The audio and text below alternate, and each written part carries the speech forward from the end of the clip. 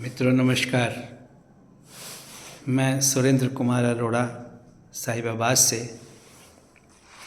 कहानियाँ, लोक कथाएँ और कभी कभी कविताओं पर भी अपनी लेखनी चला बैठता हूँ।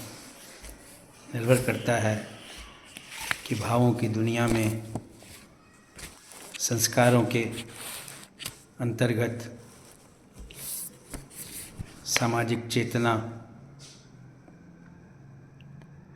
कब वेदना बनती है, कब संवेदना में परिवर्तित होती है और कब कलम उठती है और रचनाएं सामने आ जाती हैं। बैठे बैठे सोच रहा था कि हम जो कुछ भी करते हैं अपने दैनिक जीवन में, जो कुछ भी समाज के प्रति चिंतन हमारे मस्तिष्क में उद्वेलित होता है, उसकी दिशा हो या दशा हो, वो उस समय की परिस्थितियाँ जो समाज में चल रही हैं, जो मान्यताएं और जो व्यवहार जिन्हें समाज अपना रहा है, उनका असर हमारे चिंतन पर पड़ना स्वाभाविक है। आज आधुनिकता का युग है। पुरुष की दृष्टि से भी और स्त्री की दृष्टि से भी। पुरुष ने तो हमेशा ही स्वयं को आधुनिक से आधुनिकतम होने का प्रयास किया है, परंतु आज का जो विशेष परिवर्तन है पिछले कुछ दशकों से, वो स्त्री के लिए है, जो अलिखित रूप से पुरुष ने, क्योंकि पुरुष प्रधानता का समाज है, हमेशा से रहा है, परंपराओं के जो मापदंड जीवन में स्वीकृत किए हैं अपने लिए, यदि महिलाएं उन्हीं मापदंडों को स्वयं पर लागू करने का प्रयास करें तो उसे उनकी संस्कारहीनता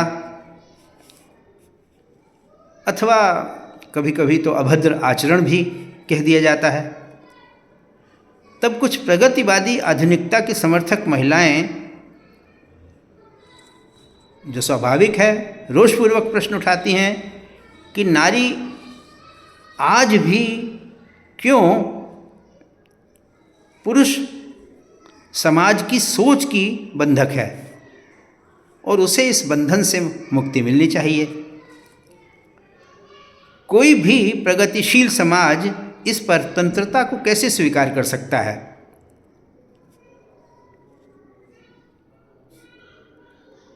यह सब दकियानुसी सोच से पुरुष तो बड़ी जल्दी बाहर निकल आता है, तो महिलाएं क्यों न निकलें? यहाँ एक स्वाभाविक सा प्रश्न उठता है और मस्तिष्क को मथता भी है कि नारी को आखिर कितनी स्वतंत्रता चाहिए। यहाँ पे यह प्रश्न भी उठता है कि नारी स्वतंत्रता के लिए, अपने व्यवहार के लिए किसी और से क्यों कुछ मांगे? वह आखिर आधी दुनिया का प्रतिनिधित्व करती है। उसके पास मेघा शक्ति है। भले ही शारीरिक बल अर्थात मांसल बल में वो थोड़ी कमज़ोर रह जाती है, लेकिन उसकी मेघा शक्ति तो पूरे विश्व को, पूरी विश्व की मानसिकता को, प्रगति को तो प्रभावित करती है ना। और स्वाभाविक यह सच भी है कि इसके बिना संभव भी नहीं है कि मानव जाति प्रगति कर सके। कोई अपने 50% मेघा शक्ति को दरकिनार करके कैसे प्रगति कर सकता है? अब बात तो स्वतंत्रता की है, नहीं होनी चाहिए कोई भी परतंत्र नहीं होना चाहिए, स्त्री ही क्यों, कोई भी परतंत्र नहीं होना चाहिए। परतंत्रता किसी को भी स्वीकार नहीं है। परंतु प्रश्न यहाँ ये है छोटा सा और शायद आवश्यक भी, कि नारी की स्वतंत्रता का, जिस प्रकार की शारीरिक स्वतंत्रता हो, मानसिक स्वतंत्रता हो, यदि नारी एक सीमा से आगे इसका वर्ण करेगी तो उसका लाभ किसे मिलेगा। पुरुष तो चाहता ही यही है। संयम और अंकुश यह स्त्री को स्वयं तय करना है कि उसे कितना मिलना चाहिए और कितना नहीं मिलना चाहिए। उसे किसी से इसे मांगने की आवश्यकता नहीं है। उसे इस विषय पर किसी और की विचारधारा की आवश्यकता नहीं है। खैर मित्रों, आज के वीडियो का उद्देश्य तो आपको एक अपनी कहानी की तरफ ध्यान आकर्षित करना चाहता हूँ, जो भारतीय परिस्थितियों में, भारतीय समाज में और भारतीय न्याय तंत्र में एक प्रश्न बनकर खड़ी है कि क्या हमारा न्यायिक तंत्र इस प्रकार का नहीं हो सकता। न्याय तंत्र मजबूत होता है तो समाज का वो तबका जो कमज़ोर जिसे कहते हैं हम, वो अपने आप मजबूत हो जाता है। तो मैं पढ़ता हूँ अपनी कहानी, जिसका शीर्षक है फरियादी। एक कल्पना है इसमें कि क्या ऐसा हो सकता है। तो कहानी है फरियादी। ये हाल ही में छपी है, चंडीगढ़ से प्रकाशित आधारशिला साहित्यम नाम की पत्रिका में, जिसकी संपादिका और प्रकाशिका हैं अनीता सुरभि जी। तो आइए फरियादी पर आते हैं। सादगी, सौंदर्य और ताजगी से सुसज्जित, बेहद कोमल अनुभूति से भरपूर, जिसमें प्रेम के साथ समर्पण की परिकल्पना उनके हर हाव भाव से ऐसे झलक रही थी जैसे किसी शांत और गहरी झील के साफ और नीले पानी में साथ साथ तैरता हंसों का एक जोड़ा। जब विवाह के बाद वो तस्वीर अलका ने देखी, जिसमें वो लाल सुर्ख जोड़े में लिपटी दुल्हन के रूप में लजाती, मुस्कुराती, सलील का हाथ थामे स्टेज पर खड़ी है और अपने रिश्तेदारों और मित्रों का अभिवादन अपनी मंद मुस्कान से स्वीकार कर रही है। उसका सलील भी तो आत्मविश्वास से भरपूर एक बेहद ऊर्जावान ही नहीं, पौरुष की प्रतिमूर्ति सुदर्शन जीवन साथी के रूप में ऐसे खड़ा है कि जैसे वो उसे जीवन भर प्यार ही नहीं करेगा, सम्मान के साथ गरिमामय साथी और मित्र सा समर्पित स्थान भी देगा। उम्र किसकी कम है या किसकी ज़्यादा, आय किसकी अधिक है या किसकी कम, इस बात का वहाँ कोई महत्व नहीं था। वहाँ था एक दूसरे के प्रति निष्ठा, बराबरी और अपनत्व से भरपूर जीवन भर का संकल्प। इस विचार के साथ उन दोनों ने अपने सहचर्य को जीवन भर के लिए स्वीकार किया था। उन दोनों ने एक दूसरे को एक दूसरे की खूबियों और कमजोरियों के साथ अपनाया था। वे एक दूसरे का साथ जीवन भर पूरी तन्मयता से निभाएंगे, ऐसा उनकी हर भाव भंगिमा से स्पष्ट झलक रहा था। एक दूसरे के लिए जीवन की हर डगर पर, मौसम की हर धूप छाँव में साथ चलने और साथ रहने के लिए साथ साथ सब कुछ सहने और एंजॉय करने का उनका कमिटमेंट हमेशा उन्हें तन से ही नहीं मन से भी एक रखेगा। परिणय सूत्र में बंधने का उनके निर्णय का यही आधार था, परंतु समय के ने आज सारी बातों को झुठला दिया। और यह फ़ोटो प्रमाण के रूप में उनके अलगाव वाली फाइल में लगा दी गई, जो शायद उनके रक्तिम आंसुओं में डूबी हुई थी और विच्छेद की उस फाइल में प्रमाण के रूप में लगी थी, यह कहने के लिए कि हाँ, उनका कभी विवाह भी हुआ था और अब वे एक दूसरे से अस्पताल अलगाव के लिए कोर्ट के इस कक्ष में जज साहब के सामने फरियादी बनकर खड़े हैं। मात्र 1 वर्ष के अंतराल में आखिर ऐसा क्या हुआ कि वर्ष बीतते बीतते वे दोनों अग्नि के समक्ष लिए गए अपने 7 फेरों से के वचनों को झुठलाकर अदालत की चौखट पर इसलिए आ पहुँचे थे कि उन्हें एक दूसरे से मुक्ति चाहिए। पेशकार उन दोनों से किसी कंप्यूटर में फीड किए हुए सॉफ्टवेयर की तरह रटे रटाए सवाल ही नहीं कर रहा था। बिना उनका उत्तर जाने या सुने उन दोनों के जवाब किसी पुरानी स्क्रिप्ट की तरह अपनी फाइल में दर्ज भी कर रहा था, जिससे उनके बीच अलगाव के मुकाबले का निर्णय बिना किसी देरी के कर दिया जाए। दोनों की गवाही को अदालत की फाइल में दर्ज करने के बाद पेशकार ने दोनों से कहा कि नियत स्थान पर अपने अपने हस्ताक्षर कर दें। दोनों ने बिना एक दूसरे की ओर देखे और समय गंवाए किसी मशीनी रोबोट की तरह नियत स्थान पर अपने अपने दस्तखत अंकित कर दिए। पेशकार ने दोनों से बारी बारी से सांकेतिक भाषा में वकीलों के माध्यम से उनसे 500 रुपये की राशि ली और अंतिम आदेश के लिए फाइल को जज साहब के सामने रख दिया, जो एक ऊंची कुर्सी पर विराजमान थे। कहने सुनने को अब कुछ भी बचा नहीं था। जज साहब ने अंतिम दस्तखत करने के लिए अपनी कलम को उठाया और उनके साथ हाथ हस्ताक्षर करने के लिए आगे बढ़े ही थे कि उनकी नज़र कोर्ट रूम में खड़े सलील और अलका पर पड़ी। दोनों के चेहरे पर पसीने की हल्की बूंदें तैर रही थीं। अलका तो रुआंसी भी हो रही थी। सलील भी किसी विजयी मुद्रा में नहीं था। चिंता और भविष्य के गर्त में अनिश्चय दोनों के चेहरों को निचोड़ रहे थे। जज साहब के अनुभवी मस्तिष्क ने न जाने क्या विचार किया कि क्यों ना पति पत्नी में एक बार फिर कुछ बात कर ली जाए। पति पत्नी इसलिए कि उनके अलगाव की अंतिम मुहूर्त तो उन्होंने अभी लगाई नहीं थी।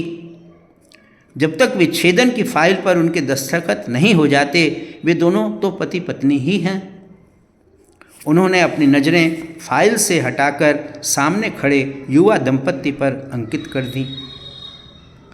दोनों के चेहरे भाव विहीन थे और वे सहमी हुई दृष्टि से उत्सुकतापूर्वक जज साहब की अगली कार्रवाई की प्रतीक्षा कर रहे थे।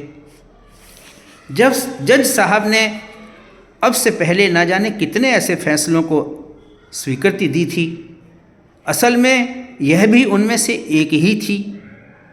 इस मामले में भी सभी कुछ न्यायिक व्यवस्था के अनुसार लगभग पूरा हो चुका था, मात्र औपचारिकता ही बची थी।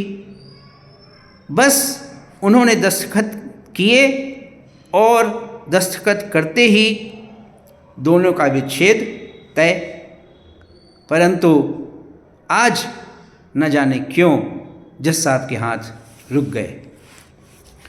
जज साहब की मुद्रा गंभीर थी और उनके चेहरे पर तरह तरह के भावों की आती जाती लकीरें भी स्पष्ट देखी जा सकती थीं, जो उनके अनुभवी मस्तिष्क में चल रहे द्वंद्व की स्पष्ट करने के लिए काफ़ी थीं।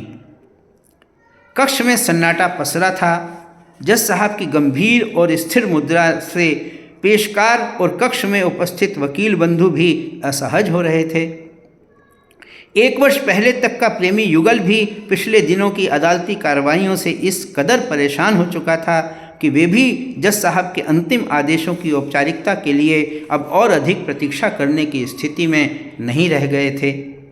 वे चाहते थे कि जज साहब दस्तखत करें और उन दोनों को एक दूसरे से सदा के लिए छुटकारा दिला दें, जिससे वे अपनी अपनी ज़िंदगी नए सिरे से शुरू कर सकें। सन्नाटे के बीच जज साहब के चेहरे पर बिखरी गंभीरता की आड़ी तिरछी लकीरों की जगह मुस्कान की एक मंद धारा ने ले ली। उन्होंने आदेश की जगह सुझाव की मुद्रा में कहा, मैं इस फाइल पर दस्तखत करूं, इससे पहले क्यों न कक्ष में उपस्थित हर व्यक्ति के लिए कम से कम एक एक गिलास पानी की व्यवस्था हो जाए, क्योंकि मुझे लग रहा है कि यहाँ उपस्थित हर एक का गला सूखा हुआ है और सभी को कम से कम एक एक गिलास पानी की सख्त ज़रूरत है। जज साहब की इस पहल से सब लोग हैरान हो गए कि ऐसा तो अदालत में आज तक कभी नहीं हुआ था। फिर भी जज साहब का सुझाव किसी आदेश से कम नहीं था, इसलिए वैसा ही किया गया और अदालत में ही सब ने पानी लिया। 1 वर्ष पहले के प्रेमी युगल ने भी यही किया। अब अदालत के कक्ष में गंभीरता का स्थान उत्सुकता ने ले लिया, क्योंकि सबके साथ जज साहब भी पानी का गिलास खत्म कर चुके थे। पानी पी चुकने के बाद जज साहब ने फिर से गंभीर मुद्रा अपना ली और हमेशा के लिए अलगाव की देहरी पर खड़े 1 वर्ष पहले के उस प्रेमी युगल पर अपनी दृष्टि को स्थिर कर दिया। दोनों की नज़रें कक्ष के फर्श पर गड़ी थीं। दोनों मौन थे। लग रहा था कि कुछ देर और यूं ही खड़े रहे तो क्या पता वे दोनों ही रोने लगें या होश खोकर फर्श पर गिर पड़ें। जज साहब को शायद उनके मन में उठ रहे इस बवंडर का अनुमान हो चुका था। उन्होंने अपनी मुद्रा की कठोरता को फिर से कोमल धरा में बदला और बोले, तुम्हारे अलगाव पर मेरे दस्तखत तो हो ही जाएंगे। अपनी कुर्सी पर बैठे बैठे मैं थक गया हूँ और तुम दोनों तो कक्ष में बहुत देर से खड़े हो। मेरी तरह तुम भी ज़रूर थक गए होगे।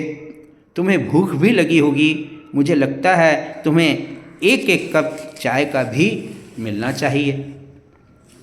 जज साहब की इस टिप्पणी पर वे दोनों कुछ भी बोलने की स्थिति में नहीं थे और पूरे कक्ष में आश्चर्य मिश्रित कौतूहल परस गया था। जज साहब थोड़ी देर के लिए रुके और फिर बोले, बिस्किट मेरे पास हैं जिन्हें मेरी पत्नी मेरे बैग में रख छोड़ती है। वो बावली रोज ही ऐसा करती है, जबकि मैं रोज उसे मना करता हूँ। लो, आज इन्हें तुम भी खाओ। अभी तुम्हारे लिए चाय भी आएगी जो बाजार की कैंटीन की नहीं होगी। मेरे थर्मस में काफ़ी चाय है जो मुझे मेरी पत्नी हर रोज़ देती है जब मैं अदालत के लिए चलता हूँ, क्योंकि उसका कहना है कि बाजार की चाय पीकर मैं तुम्हें बीमार नहीं होने देना चाहती। अदालत में जज साहब का यह व्यवहार सबको चौंका रहा था, परंतु चुप रहना सबकी मजबूरी थी। अदालत के ही एक कर्मचारी को जज साहब ने आदेश दिया, मेरे थर्मस में इन दोनों पति पत्नी को एक एक कप चाय भी दी जाए। जज साहब की इस अप्रत्याशित टिप्पणियों से जहां सब लोग आश्चर्यचकित थे, वहीं उन दोनों की कुछ देर पहले की घबराहट में कुछ कमी आ चुकी थी। दोनों को अब तक जिंदगी की ऊंच नीच का काफ़ी ज्ञान भी हो गया था और वे जान चुके थे कि प्रेम केवल चॉकलेट और आइसक्रीम खाने का ही नाम नहीं है। प्रेम में कुछ आड़ी तिरछी लकीरें भी बनती हैं जिन्हें सीधा करना भी उन्हीं की जिम्मेदारी है जो आपस में प्रेम करते हैं। चाय का प्याला हाथ में पकड़ते ही अलका बोली, मुझे अपनी जान से अलग नहीं होना जज अंकल। सलील मेरी जान है, उसे मुझे वापस कर दीजिए। मैं वो सब करूँगी जो आपकी मैडम आपके लिए करती है। जज साहब ने कलम उठाई और लड़के की ओर प्रश्नवाचक दृष्टि से देखा। उसने अपनी बाह की कमीज से अपनी आंखों को पोंछते हुए रुंधे गले से कहा, अलका मेरी ज़िंदगी है सर, मैं हमेशा उसकी हर बात को महत्व दूंगा। प्लीज़ फाइल को खारिज कर दीजिए। जज साहब के चेहरे पर मुस्कान तैर गई। वहाँ अब गंभीरता का कोई स्थान नहीं था। उन्होंने फाइल पर कुछ लिखा और उसे एक और फेंक दिया। उनके चश्मे के अंदर आंसू मचल रहे थे। उन्हें लगा अलका में एक फरियादी नहीं, वो मेरी ही कोई बेटी है, और सलिल कोई रूठा हुआ प्रेमी नहीं, वो इस समाज का एक भटका हुआ बच्चा है। धन्यवाद। तो मित्रों, ये थी कहानी फरियादी। कल्पना है कि क्या हमारी अदालतों में समय रहते मुकदमों को इस प्रकार से नहीं सुलझाया जा सकता, जिससे अदालतों में मुकदमों की संख्या कम हो और लोगों को न्याय मिले। धन्यवाद। आशा है आपको ये कहानी पसंद आएगी।